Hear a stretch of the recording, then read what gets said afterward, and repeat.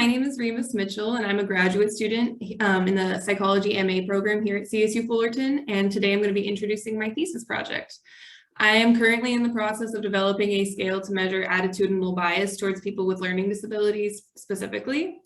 For reference, disability studies has become an expansive subsect of psychology since the 1980s. However, much research on the social impacts of disability tends to focus on the disabled community as a whole, or at least very broad categories of disability. And there's little understanding of the differential experiences of people living with specific disabilities. And it is therefore important to develop tools that can be used to expand on this research. Now, learning disabilities can affect cognitive processes related to learning, as well as higher level skills such as abstract reasoning and memory. I've gone ahead and included a graphic on my slide that identifies some common learning disabilities as well as their impacts for your reference. It's important to realize as we talk about learning disabilities that they can impact an individual's life beyond childhood and academia. People with learning disabilities face discrimination in the form of access to information, and they face stigmatization in the labor market, as well as an increased poverty rate. So with a better understanding of the lack of research pertaining to people with learning disabilities and a general idea of the barriers these individuals face, I'd like to begin discussing the theoretical framework for this attitudinal measure. So disability has historically been conceptualized by the medical and the social models of disability.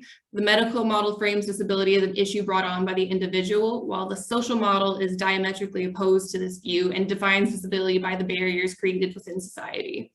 So if you will reference my slide for just a moment, you'll notice that the medical model may frame an individual as dependent, while the social model acknowledges that transport is inaccessible or information or communication is inaccessible, thereby referencing the environmental barrier and not blaming the individual.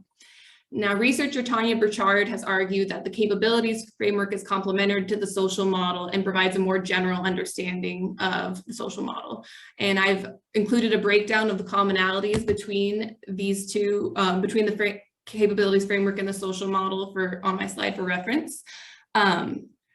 Therefore, the capabilities framework was used to develop 45 items to assess the level to which people believe the medical model applies to people with learning disabilities. I plan to use exploratory factor analysis to assess the reliability of the scale. And next, I will be assessing the following factors in my participants: the level of social contact with people with learning disabilities, the big 5 personality traits, specifically openness and agreeableness, social dominance orientation, social desirability bias, and level of educational attainment. There's been much research to support that these factors are related to attitudes towards people with disabilities, and I can therefore correlate these factors with my scale to assess the validity of this measure. So that concludes the theoretical basis of the scale and the methodology. So thank you for your time and for this opportunity.